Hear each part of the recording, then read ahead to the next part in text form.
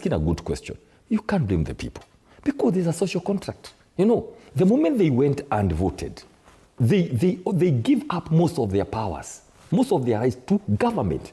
And that's why there's a contract of 5 years. So what we should look for is actually people who have the will. Politicians look at the next election. Yeah? Statesmen look for the next generation. Can we replace politicians with statesmen? And I will keep on saying this. Fred, however much we say, there must be somebody in the steering wheel. And Maxwell said, everything rises and falls on leadership. Somebody else said, when the head is rotted, everything else comes down. The problem we have is a systemic problem of leadership. Fred, because somebody has to be in the steering. Somebody has to be in Statehouse.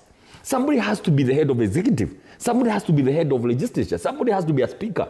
Somebody has to be the head of judiciary. We allow them to simply do what is good. But unfortunately, just like happened, from 1963, the constitution has been mutilated 5 times. Depending on the political realities. By the time 1992 came, the whole thing was a shell, the old constitution itself, because of leadership. We have people who are thinking about the next election. How am I going to push this thing? How am I going to crawl back? Get all the independent commissions to go and kneel down before me. And if somebody shouts a lot, I introduce a bill of parliament to curtail them. Can I say this? Fred, today, the biggest problem we have, there's no honesty, there's no political hygiene. When our kids look at us, sometimes I walk to the house, my kids ask me a question, I get embarrassed because of what they can watch. What the leaders are saying. These are small kids, but they can know they are being lied to. Now, if we go that way, we can go far. Let me give an example.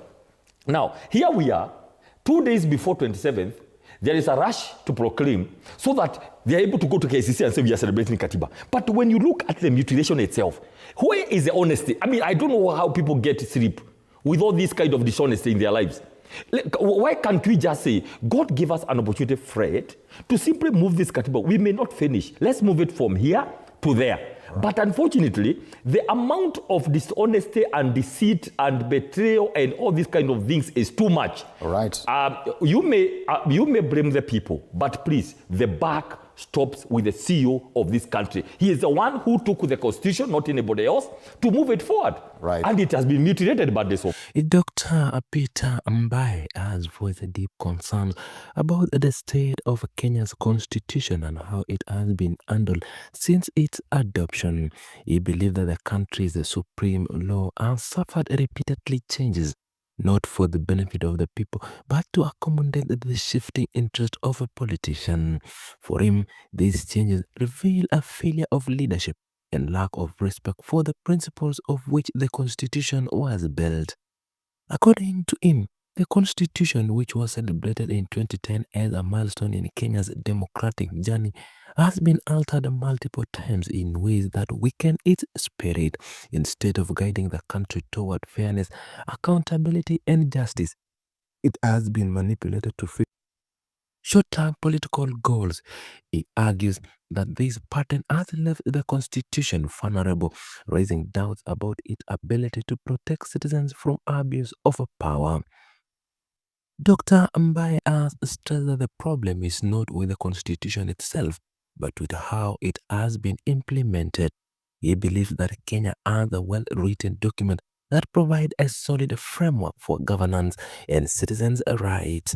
However, the failure lies in political leaders who ignore, bend, or even rewrite its provision when it suits them. For him, this dishonest has turned the Constitution into a tool of betrayal rather than a safeguard it was meant to be.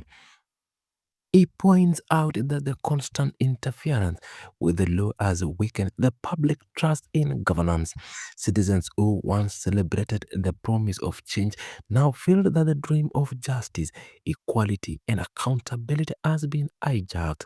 In his view, the leaders tasked with defending the Constitution are the very one undermining it. This, he says, has left the country trapped in a circle of lies and deception that make progress difficult. In his reflection, Dr. Mbae has also turned attention to the highest office in the land. He maintains that ultimate responsibility for the protection and enforcement of the Constitution lies within lies with the head of state. For him, the president is not just a political leader, but the chief guardian of the national laws. When failure happened in the implementation of the constitution, the blame must rest with this office, since it carries the authority and power to enforce compliance. He has also questioned the symbolic act surrounding the constitutional anniversary. For instance, while leaders have introduced events such as Katiba Day to mark the adoption of the constitution, he says this is unnecessary. In his view, the anniversary of the constitution exists whether or not it is declared in speech or ceremonies. What truly matters, he argues, is not celebration, but genuine commitment to implementing the values and promises enshrined in the law. Every 27th, whether it's declared or not, for the last 14 years. So that's number one. So we don't need a lot of drama around it. So, but you have asked a question, and Fred, I'll tell you, the biggest impediment is that there is no political goodwill to simply implement. If you remember Gen Z's last year, when they went to the streets, they were called for dialogue. What did they say? No, we don't need to talk. Just do the right thing and implement the constitution. That's what they said. There lacks political goodwill because, interestingly, there are people who are ruling today who still think they can rule with the old constitution. They actually were opposed to this constitution.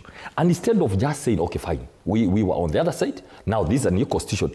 Every day you can see tricks of trying to simply pull down any gain on this constitution. Let me quickly just mention the issues you talked about yesterday with the Honorable Raila Odinga. And then, of course, I always say that in terms of history, whom we respect, that is now another thing to steer us away. The issue of the three-tier and all that, it's another thing to steer us away. And we are saying this. The problem, or some very key areas where the constitution has been mutilated, literally being thrown out. And it is happening every day, slowly and slowly. I'll give you two or three examples now. We are in a crisis today because we don't have the limitation of boundaries. It was supposed to be happening in 2024. There were leaders in this country who knew about the timelines, right? They refused. They simply refused to constitute the IBC. Now, that is one major issue we are in about this constitution. Look at the issue. You say we avoid, of course, the issue of corruption we are going to handle. But if you look at the independence of institutions, Fred. We are supposed to respect, we have 14 independent commissions, each one of its own work. Today, the president wants to put them